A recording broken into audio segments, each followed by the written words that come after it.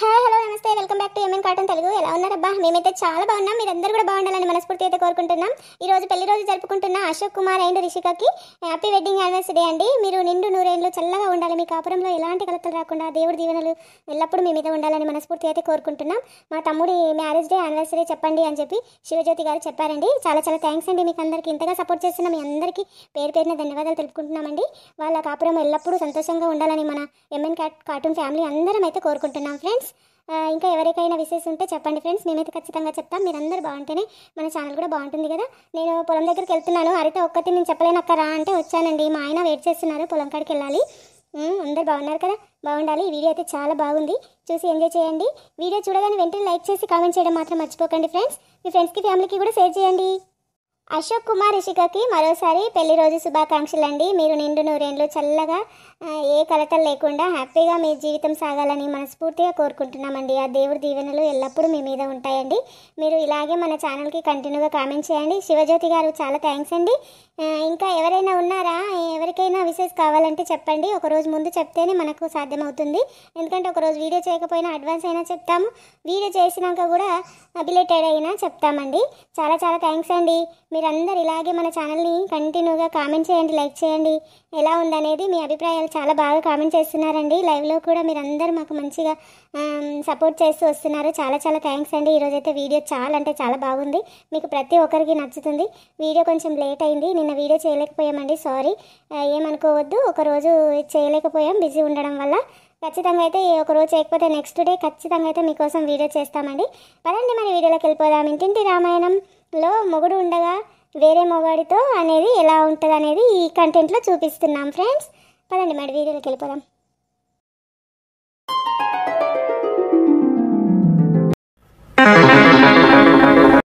రాజాని ఎలాగైనా ఈరోజు కలవాలి. నా మనసు అయితే అస్సలు ఆగట్లేదు. రాజా రాజా అని నా గుండె కూడా కొట్టుకుంటుంది వేగంగా. ఈరోజు ఎలాగైనా ఊర్లోకి వెళ్ళాలి. రాజా పొలం దగ్గరనే ఉంటాడు. డ్యూటీకి వెళ్తున్నా అని చెప్పేసి పొలం దగ్గరికి వెళ్తాను. ఏమండి? చెప్పు. ఏంటి? ఎక్కడికి వెళ్ళొస్తున్నారండి? ఎక్కడికి వెళ్తే నీకెందుకు? డ్యూటీకి వెళ్తున్నావు కదా, వెళ్ళు. అది కాదండి, ఇంత పొద్దున్నే ఎక్కడికి వెళ్ళొస్తున్నారు అంటున్నాను. నేను ఇప్పుడు ఎక్కడికి వెళ్ళి వస్తే నీకెందుకు అది చెప్పు. నువ్వు ముందు ఏంటి క్వశ్చన్స్ వేస్తున్నావు? నన్నే అడుగుతున్నావు. నువ్వు నన్ను అడిగేంత ధైర్యం వచ్చిందా? అది కాదండి, మామూలుగా అడిగాను ఎక్కడికి వెళ్ళారని. ఎర్లీ మార్నింగ్ 4కి చూసేసరికి కూడా బెడ్ మీద లేరు. మీరు ఎక్కడికి వెళ్ళారని అడుగుతున్నాను. ఇంత పొద్దున్నే ఎక్కడికి వెళ్తున్నారు? వాకింగ్కా వెళ్ళరు మీరు? ఏంటి కొత్త అలవాటు అని అడుగుతున్నానండి. దానికి మీరు సమాధానం చెప్పకుండా నా మీదనే క్వశ్చన్ వేస్తున్నావా అని అంటున్నారేంటి? ఇప్పుడు నీ బాధ ఏంటి? నేను ఎక్కడికి వెళ్ళాను అనేది నీకు కావాలి. అవును, కొత్త అలవాట్లే నేర్చుకున్నాను. కొత్తగా జాగింగులు మొదలుపెట్టాను. ఇప్పుడు నీకేమన్నా అవసరమా? చెప్పు. పొద్దున్నే నసపాటి పొద్దున్నే నస పెడుతుంది. ఇంట్లోకించి వెళ్ళిపోక సప్పుడు చేయక మూసుకొని గుద్దా నోరు మూసుకొని సైలెంట్గా డ్యూటీకి వెళ్ళేదానా వెళ్ళు. నన్ను క్వశ్చన్లు వేయడం కాదు. నీ పని ఏదో నువ్వు చూసుకోపో. ఇదేంటి నాకే రివర్స్ డోస్ ఇస్తున్నాడు?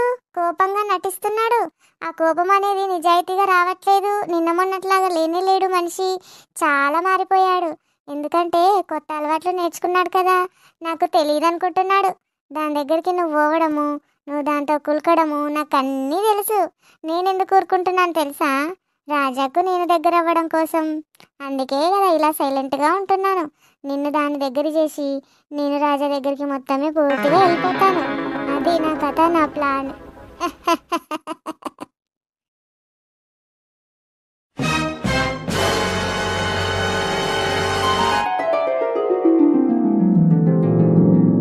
లతా, రా గంగా. ఎలా ఉంది ఆరోగ్యం? ఇప్పుడు పర్వాలేదా? గంగా పర్వాలేదు. నువ్వు రాజా ఉన్నారు కదా, నాకు ధీమా. ఏమైనా కూడా మీరు చూసుకుంటారు. ఎంత అదృష్టవంతురాలో. నీలాంటి ఫ్రెండ్ నాకు ఉండడం చాలా అదృష్టం చేసుకున్నాను నేను. అవునే, అవును, మేమున్నాము నీకు. కానీ నువ్వు జాగ్రత్తగా ఉండేది జాగ్రత్తగా ఉండాలి. ఇక నువ్వు బయటకు వెళ్ళొద్దు. జాగ్రత్తగానే ఉంటున్నాను గంగా. ఇంట్లో నుంచి మా ఆయన కదలనివ్వట్లేదు. ఇగో బొమ్మలాగా ఇక్కడే ముస్తాబై కూర్చొని ఉంటున్నాను. చీర బాగుందే. ఎప్పుడు తెచ్చుకున్నావు ఇది? చెప్పాను కదా, మీ ఇంటి దగ్గర నుంచి వస్తున్నప్పుడు రిటర్న్ లో మా ఆయన షాప్ కి తీసుకెళ్లాడు. ఆ రోజే కదా అడవిలో తప్పిపోయాము. నైటీలు, శారీస్ కొన్నాడు కొన్ని. ఇక నైటీ వేసుకుంటే కొంచెం ఫ్రీగా ఉంటుంది కదా అని ఒక 4-5 నైటీలు కొన్నాడే. ఆ రోజే ఈ శారీ కూడా తీసుకున్నాము. బాగుంది శారీ. నెక్స్ట్ టైం మళ్ళీ సీమంతానికి షాపింగ్ చేద్దామన్నారు మా ఆయన. నన్ను తీసుకెళ్తారో లేదో. నిన్ను తీసుకెళ్ళి షాపింగ్ చేసి అన్ని కొన్నప్పుడు నీకు కూడా ఒక శారీ తీసుకోమని చెప్పాను మా ఆయనకి. మంచి శారీ, ఇంతకన్నా మంచిది తీసుకోమని చెప్పానే. ఏ నాకెందుకు లత, ఇప్పుడు ఇవన్నీ సేవలు చేసినందుకు ఆ గిఫ్ట్గా ఒక శారీ తీసుకుందాం అనుకుంటున్నావా? అవన్నీ ఏం కుదరవు. నా ఫ్రెండ్కు నేను చేశాను అంతే. నేను శారీస్ అవి ఇవి ఏమి ఆశించాను లత. అలా నువ్వు ఆశిస్తావని అనలేదే. నా ఇష్ట ప్రకారంగా నేను ఇస్తున్నాను. నా ఫ్రెండ్కు నేను ఇస్తున్నాను అనుకొని తీసుకోవాలి. ప్రేమగా ఇస్తున్నప్పుడు వద్దనొద్దు. రాజా మనసుకి ఏమనుకుంటాడు? ఇవన్నీ చేసినందుకు గంగకి ఇవి ఇస్తున్నామని అనుకుంటాడు. మళ్ళీ విలువలు, స్నేహం అనేది బంధం లేకుండా దానికి విలువ కట్టకూడదే. స్నేహానికి విలువ ఎవ్వరు కట్టలేదు గంగా. కానీ మనస్ఫూర్తిగా ఇష్టంగా ఇస్తున్నది తీసుకోవాలి. అలా అనొద్దు. ఇష్టంగా అప్పుడప్పుడు ఒకరికొకరు ఇచ్చుకుంటేనే ప్రేమలు అనేటివి ఇంకెక్కువగా ఉంటాయి. నీకు తెలీదు, నా ఇష్టపూర్వకంగానే నీకు మంచి శారీ, పట్టు శారీ నా చేతుల మీదుగా నేను సెలెక్ట్ చేద్దామని అనుకున్నాను. కానీ ఇక పరిస్థితి ఇప్పుడు ఇంట్లోకని కదలకుండా ఉంది కదా. అందుకే రాజా వెళ్తాడు. రాజాతో పాటు నువ్వు వెళ్ళి శ్రీమంతంకు కావలసిన వస్తువులన్నీ తీసుకొని శారీ కూడా తీసుకుంటావు. అలాగే అంతే. అవునే, మీ అత్తయ్య ఏమన్నా గులుగుతుందా మళ్ళీ? ఇక అది కామనే కదా. రూమ్లో కూర్చొని గులుగుతూనే ఉంటుంది. ఏమిరా రాజా రాజా అని అరుస్తూనే ఉంటుంది. పొద్దున్న లేచి నుంచి నైట్ పడుకునే రాత్రి దాకా అందులోనే ఉంటుంది, గులుగుతుంది. రేపు హైదరాబాద్ తీసుకెళ్తాడేమో. తీసుకెళ్ళి చూపిస్తాడట హాస్పిటల్కి. పని మనిషి కోసం ఈరోజు వెళ్ళాడే ఊళ్ళోకి. ఎవరైనా ఉన్నారేమో అని పని మనిషిని పెడతాడట. బట్టలు ఉతకనికి, వంట చేయడానికి, ఇంట్లో పనులు చేయడానికి. అంతగానం ఏమైంది మీ అత్తయ్యకు? బయటకు రాకుండా బాలెంతలాగా లోపలనే ఉంటుంది. ఏమైంది అంతగానం? ఏమైందో చెప్పాను కదా. సిటీకి వెళ్ళి వచ్చిన నుంచి ఇదే పరిస్థితి. లోపలనే ఉంటుంది. వంట చేస్తే తింటుంది, లేకపోతే ఉపాసం వంటుంది అన్నట్టు ఆ లోపలుండే అన్ని పెత్తానం చేస్తూ ఉంటుంది కొడుకు మీద, నా మీద. చూపిమను మరి హాస్పిటల్కి. ఏమో మరి ఏం ప్రాబ్లం ఉందో. నడుము నొప్పి అంటుంది కదా. మరి రేపు తీసుకెళ్తే తెలుస్తుంది ఏంటో ప్రాబ్లం అనేది. అదేనే గంగా తీసుకెళ్తానన్నాడు రేపు. ఆమె కోసం తీసుకెళ్ళడా? తీసుకెళ్లకుండా ఉండడు మా ఆయన. ఇక బాగానే జాగ్రత్తగా చూసుకుంటాడు తల్లిని. కానీ నేనేం చేశానని ఆమెకు నాతో మాట్లాడకుండా అలా అయిపోయింది. ఇక ఆమె ఇష్టమే. మాట్లాడితే మాట్లాడని, లేకపోతే లేదు. నేను దాని గురించి టెన్షన్ పడడం దేనికి? ఆమె ఇష్టం ఉన్నప్పుడు మాట్లాడని, ఆమె ఇష్టం ఉన్నప్పుడు రాని నా దగ్గరికి, అంతే. తల్లి గురించి మంచిగానే చూసుకుంటాడు. తల్లికి మంచిగానే సేవలు చేస్తాడు మా ఆయన. ఆయన మనసు మంచిది. ఎవరికైనా చూసిన వాళ్ళకి హెల్ప్ చేయడానికి చూస్తాడు. తల్లిని కేర్లెస్ చేస్తాడా? అన్ని విధాలా తెస్తున్నాడు. ఆమె దగ్గరుండి చూస్తున్నాడు. హైదరాబాద్ వెళ్ళి ఇంతకుముందు చూపించిండు వాళ్ళ చిన్నమ్మ దగ్గర నుంచి వచ్చేటప్పుడు. ఇప్పుడు కూడా మళ్ళీ తీసుకెళ్ళి చూపిస్తాడట. చూపియని నేను వద్దన్నానా? సరే కానీ ఆయన తల్లిని చూసుకుంటాడు, పిల్లని చూసుకుంటాడు, అన్ని విధాలా మంచిగానే చూసుకుంటాడు. కానీ నీ ఆరోగ్యం జాగ్రత్త జర. ఇంట్లో నుంచి బయటకు వెళ్ళకు. ఎక్కడ అడవికి అడిగి కానీ వెళ్ళకు. ఇంట్లోనే ఉండు. మంచిగా రెస్ట్ తీసుకో. తిన్న దగ్గరనే పడుకో. ఏమి కాదు. 5 నెలల దాకా కొంచెం జాగ్రత్తగా ఉంటే 5 నెలల తర్వాత అంతా చక్కబడుతుంది. నేను కూడా ఎవరైనా పని మనిషి ఉంటే చెప్తానులే. మరి పోయి వస్తానే. పిల్లకు 10th క్లాస్ ఎగ్జామ్స్ స్టార్ట్ అయ్యాయి. మళ్ళా వెళ్తుంది కదా. మళ్ళీ ఇంటికి వచ్చేస్తుంది తొందరగానే ఈరోజు. పొలం కాడికి వెళ్ళుడా? ఇంట్లో నుంచే బయటకి. ఈ మంచం మీదకేనే బయటకు కిందికి దిగనిస్తలేడు అసలు. ఇగో పండ్ల బుట్ట తీసుకొచ్చిండు. చాలానే పండ్లు తీసుకొచ్చిండు. అవి తినని ఒకటే పట్టిండు. ఇంకా నేను ఎక్కడికి వెళ్ళనే. ఇంకా 5 నెలల దాకా ఈ మంచం దిగను. సరే మరి శ్రీమంతం ఎప్పుడని అంటున్నారు? డేట్ ఏమన్నా ఫిక్స్ చేసిరా? లేదు గంగా, ఇంకా డేట్ ఏం ఫిక్స్ చేయలేదు. ఇంకా పంతుల్ని అడగాలి కదా మంచి రోజు ఎప్పుడు ఉందా అనేది. మా ఆయన ఫోన్ చేస్తున్నట్టున్నాడే. ఒక్క నిమిషం ఉండు. హలో చెప్పయ్యా. ఏడిపోయినవే? ఇంటికి తాళం ఉంది. ఇగో లత దగ్గరికి వచ్చినాయ్యా, కొద్దిసేపు ఇగో మాట్లాడిపోదామని. హాస్పిటల్ నుంచి నుంచి రాలేదు కదా, అందుకని వచ్చినా. తాళం చెయ్యి ఈడ పెట్టిపోవద్దాయే, నాకు ఆకలి అవుతుంది. అయ్యో నేను వచ్చి 10 నిమిషాలు కూడా కాలేదయ్యా. జనార్దన్ దగ్గర బాతకాలు కొట్టుకుంటా కూర్చుంటావు కదా, అన్నీ ఉన్నవేమో. ఇప్పుడు రాబోతావు అనుకొని ఒక గిట్లు వచ్చినా చూడొద్దామని అనుకుంటున్నా. లేచినా కూడా నువ్వు ఫోన్ చేసినావు. సరే సరే రా, మరి పొలం కాడికి కూడా పోయొత్తాము. సరేనయ్యా, వస్తున్నా. ఇగో ఇప్పుడే వస్తున్నా, బయలుదేరిన. ఏమంటుండే అన్నా? ఏం లేదు లత, ఇంటికి వచ్చిందట, ఆకలి అవుతుంది, తాళం వేసిపోయినవేమే అంటున్నాడు. అయ్యో తాళం వేసుకొని వచ్చినావే, మరి తాళం చేయి ఇచ్చేస్తే అయిపోతుండే కదా. మరి పోపో, ఆకలి అవుతుందేమో అన్నకు. సరే లత, పోయేస్తిగా. హాస్పిటల్లా 3 రోజులు నాతో పాటే ఉంది పాపం. ఆకలి లేదు, నిద్ర లేదు, ఏం లేదు, నీళ్ళు లేవు, మన్ను లేవు. హాస్పిటల్లో నాతో పాటే ఉండి జాగారం చేసింది పాపం. ఇప్పుడు మళ్ళా ఏమైందో నాకు, ఎట్లున్నదో ఆరోగ్యం అని మళ్ళీ వచ్చింది చూడు. నిస్వార్థం లేని మనసు ఎవరైనా ఉన్నారు నాకంటే గంగ ఒక్కతే. నిస్వార్థం లేకుండా దాని మనసు ఎంత స్వచ్ఛమైందో, చాలా మంచి మనసు, ఏం ఆశించదు. దాని మనసు మంచిది అయ్యేపటికే తన భర్త కూడా మారిపోయిండు. దాని ప్రేమను, దాని మనసును చూసి మారిపోయి తాగుడు నుంచి మొత్తం విముక్తి కలిగింది వాళ్ళ భర్తకి.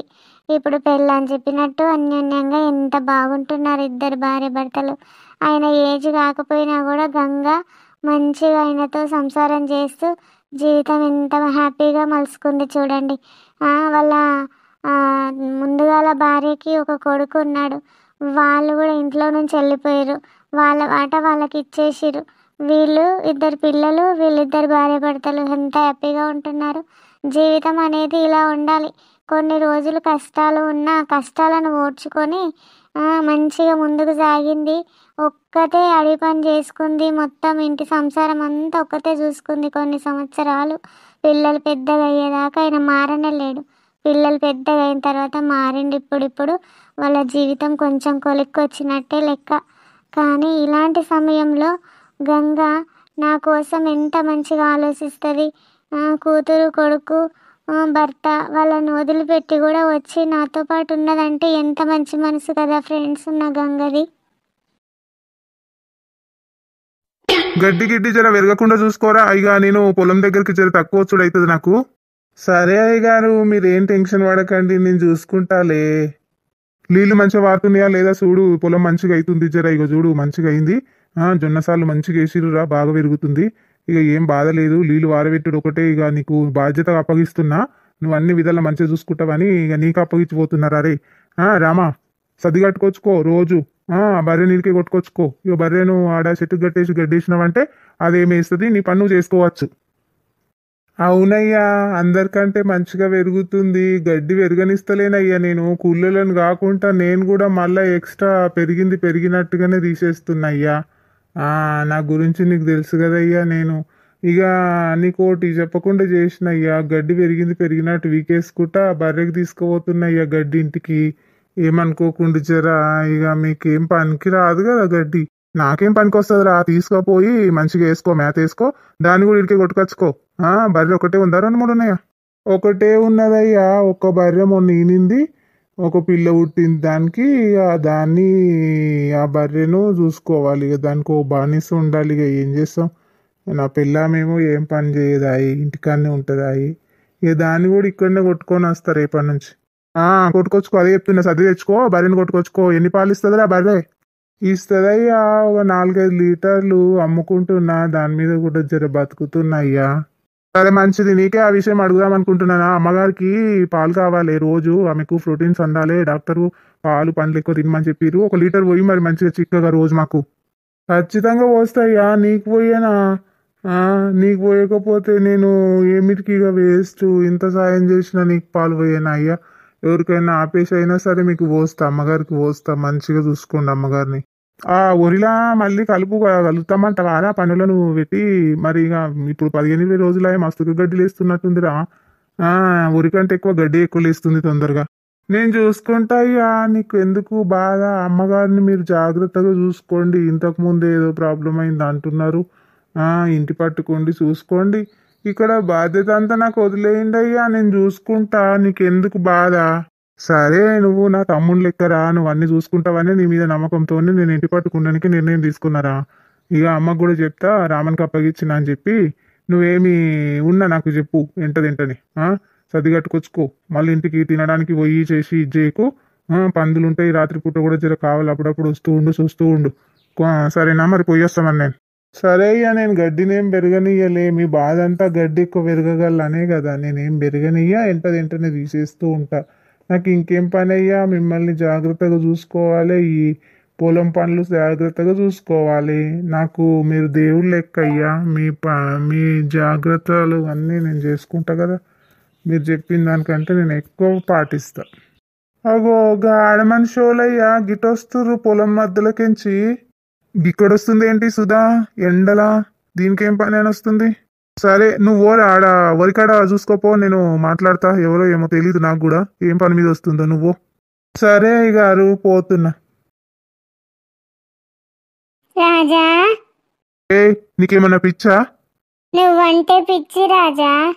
నీకు ఎన్నిసార్లు చెప్పిన అర్థం కాదా? చిన్న పిల్లవు చిన్న పిల్లలాగానే ఉండాలి. పెళ్లి చేసుకున్నట్టును హ్యాపీగా వాడితో ఉండక మళ్ళీ నా చుట్టూ ఎందుకు తిరుగుతున్నావు?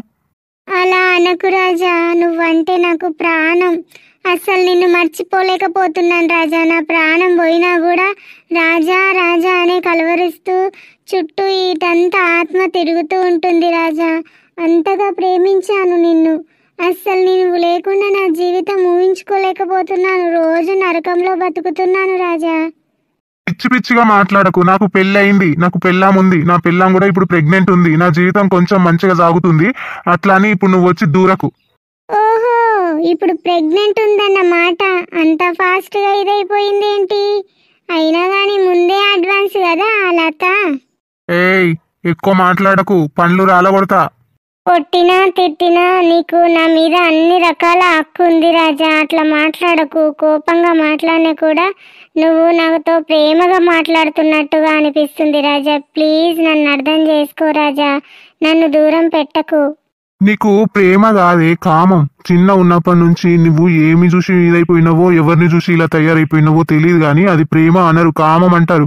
వద్దన్నా కూడా ఒక మొగాడితో ఇంత గలీజ్గా మాట్లాడుతున్నావంటే, అసలు నీ పెళ్ళి అయినాక కూడా ఇలా మాట్లాడుతున్నావంటే నిన్ను ఏమనుకోవాలి అసలు? రాజా అట్లా మాట్లాడకు. ఇప్పుడు నేను చాలా బాధలో ఉన్నా రాజా. నువ్వు తప్ప నాకు ఎవ్వరూ లేరు. అలా మాట్లాడకు. మన మధ్య అలాంటి ఏవి లేకపోయినా సరే గాని కనీసం స్నేహమైనా ఉండేలా ప్రవర్తించు రాజా. ఇలా ఘోరంగా నా మీద కోపం తెచ్చుకోకు. నన్ను చూస్తేనే అలా ఎందుకు మండిపోతున్నావు? నేనేం పాపం చేశానని? నిన్ను ఇష్టపడడమే పెద్ద పాపమా చెప్పు? అమ్మగారు కాకుండా సుధమ్మ గారు కూడా అయ్యగారికి ఏంటి ఇది చూస్తుంటేనే విచిత్రంగా అనిపిస్తుంది. ఏంటి అలా మాట్లాడుతున్నారు వీళ్ళిద్దరి మధ్యలో ఏమైనా ఉందా? ఎవరైనా చూస్తే బాగోదు ఇలా నిల్చొని మాట్లాడితే. నీకు అసలు సిగ్గు శరము అనేది ఏమీ లేదు సుధా. స్నేహము అంటావు, మంచిగా ఉండేటప్పటికి మళ్ళీ ఏదన్నా ఒక లిటికేషన్ పెడతావు మధ్యలో. నీకేం బాధ ఉంది? అంత బాధ ఏంటి చెప్పు నీకు? చాలా బాధ ఉంది రాజా. నా మొగుడు అసలు మంచోడు కాదు. తాగొచ్చి రోజు నన్ను కొడుతున్నాడు రాజా. ఇంకా ఎవరికి చెప్పుకోవాలి? చిన్న ఉన్నప్పటి నుంచి నువ్వు పెంచి పెద్ద చేసావు నన్ను. అమ్మ నాన్న లేనప్పుడు నన్ను ఎంత కేర్గా తీసుకున్నావు. ఇప్పుడు కూడా భర్త ఉన్నా కూడా నాకు ఎంత నరకం ఉందంటే చాలా నరకం ఉంది రాజా. నన్ను అర్థం చేసుకో, నన్ను దగ్గరికి తీయు. నీ స్నేహంతోనే దగ్గరికి తీయు రాజా. ఇంకో రకంగా అవసరం లేదు. నువ్వు నాతో ఉన్నావని ఒక ధీమైతే ఉంటుంది రాజా. ప్లీజ్ నన్ను దూరం పెట్టకు. ఇట్రా నాతో. అయ్యో సుధమ్మ గారిని లాక్కెళ్ళిపోతున్నారు. ఏం చేస్తాడు ఇప్పుడు? అయ్యో అయ్యగారు ఇలాంటోడని అస్సలు అనుకోలేదు నేను. అదేమంటారు, ఇద్దరిని మెయింటెనెన్స్ చేస్తున్నాడా? అయ్యో బాబోయ్, చూడ్డానికి ఎంత అమాయకంగా కనిపిస్తాడు.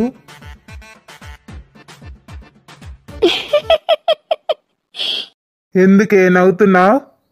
నన్ను చేయబట్టుకొని లాక్కొచ్చావు కదా, దానికి చాలా సంతోషంగా అనిపించి నవ్వుకుంటున్నాను. చెయ్యి పట్టుకొని లాక్కొచ్చింది ఏదో నీ మీద ప్రేమ జాలితో కాదు. అక్కడ నా పని మనిషి ఉన్నాడు రాముడు. అందుకే వాడు చూశాడంటే మళ్ళీ వేరేగా అపార్థం చేసుకుంటాడని చెప్పి ఇక్కడికి లాక్కొచ్చాను.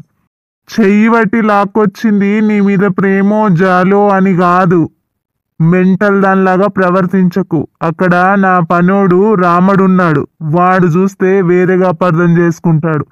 వాడి మనసులో నేను ఒక దేవునిలాగా ఉన్నాను. వాడు ఇలా చూశాడంటే ఇంతేనా అని అపార్థం చేసుకుంటాడు. రాజా, నువ్వంటే నాకు ఒకప్పుడు ప్రేమ, అభిమానం అన్ని రకాల ఎన్ని ఉండాలో అన్ని రకాలు ఉండేవి. కానీ ఇప్పుడు నాకు పెళ్ళి అయిపోయింది కాబట్టి నీ మీద అలాంటివన్నీ తీసేసుకున్నాను. ఎందుకంటే ఏదో ఎమోషనల్లో అలా మాట్లాడానేమో కానీ నీ మీద నాకు అలాంటి ఏ ఫీలింగ్స్ లేవు ఇప్పుడు. ఎందుకంటే నేనున్నాననే ఒక మాట నాకు ఇవ్వు. ఎందుకంటే నాకున్న బాధల నుంచి విముక్తి కలగడం కోసం నాకు నువ్వు ఉన్నావు, ఏ బాధలోనైనా నాకు ఆదుకుంటావు అనే ఒక ఓప్ మాత్రం ఇవ్వు. అంతేగాని ఇంకో రకంగా నేను ఏమీ ఆశించను రాజా. నాకు ధైర్యం నువ్వే. ఏమైంది? నీ మొగుడికి ఏమైంది? ఎందుకు బాధ పెడుతున్నాడు? నువ్వేం చేసావో తింగరి పనులు, అందుకే వాడు బాధ పెడుతున్నాడు. నువ్వు చక్కగా ఉంటే ఎవడైనా చక్కగానే ఉంటాడు. నీ గురించి నాకు తెలియంది ఏముంది? వాడు రోజు తాగొచ్చి మస్తుగా కొడతాడు రాజా నన్ను. అస్సలు ఒక్కరోజు కూడా నన్ను భార్యలాగా చూడడు. ఎప్పుడు చూసినా వాడికి తిండి పడుకోవడం ఇదే తప్ప ఇంకోటి లేదు. తాగుడికి బాగా ఇదైపోయి నన్ను మస్తుగా కొడతాడు. అస్సలు కేర్ చేయడు నన్ను. ఇంకో దాన్ని చూసుకున్నాడు, ఇప్పుడు దాని చుట్టే తిరుగుతున్నాడు. అస్సలు నన్ను పట్టించుకోవట్లేదు, ఇంట్లోకి ఏది చూడట్లేదు.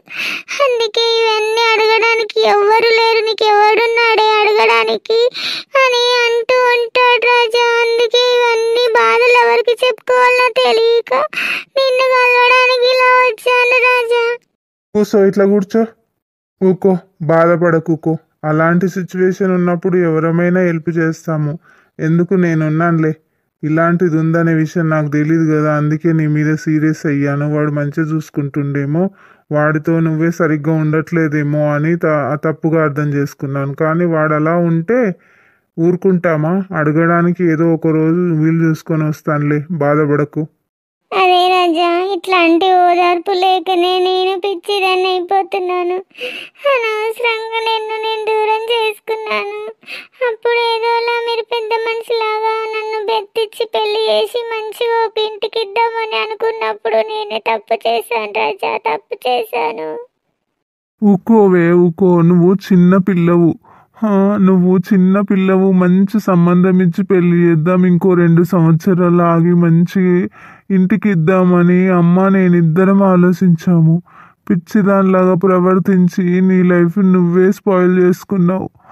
ఏం చేస్తాం? అన్నీ ఒకే రోజులు ఉంటాయా చెప్పు? నేను అడుగుతానులే, బాధపడకు నువ్వు. సరేనా? బాధపడకు. పద, మరి వెళ్ళిపోదు. పద, బస్ ఎక్కిస్తాను.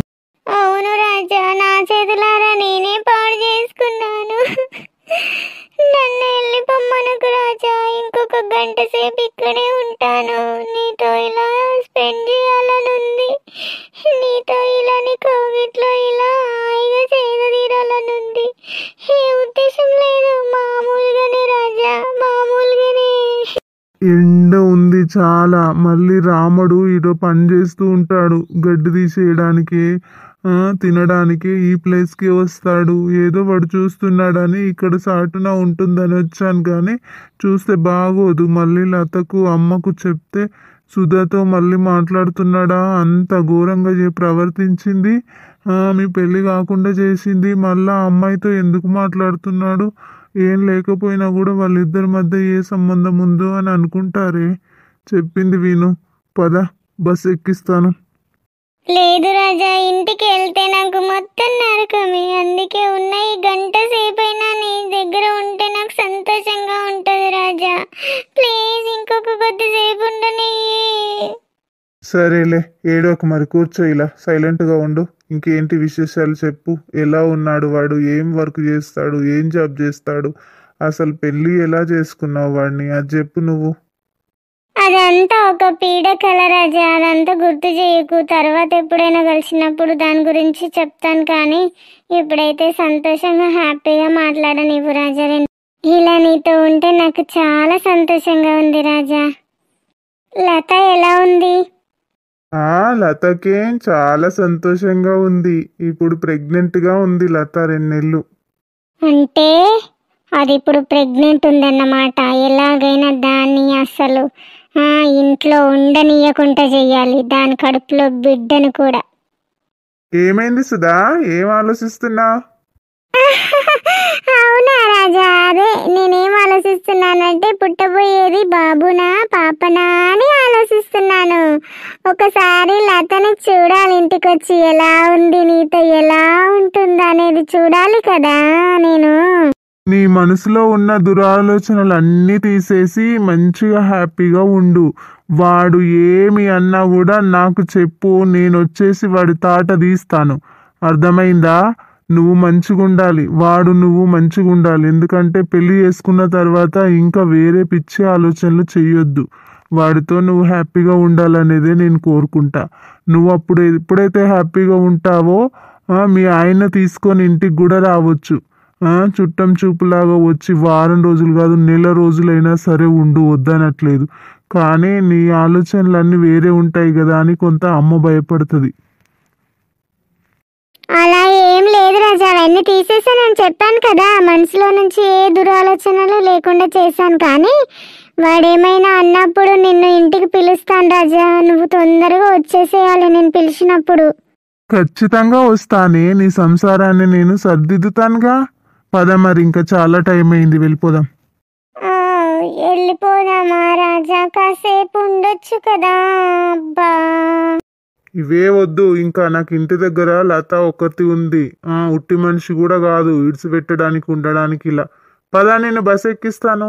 మళ్ళొకసారి వచ్చినప్పుడు చాలాసేపు మాట్లాడుతూ నీ సంసారం గురించి అన్ని విషయాలు కనుక్కుంటాను. వాని తాట తీస్తాను వచ్చి, నువ్వేం టెన్షన్ పడకు. ఇప్పుడైతే పద. సరే పద, బస్ ఎక్కిద్దు గాని.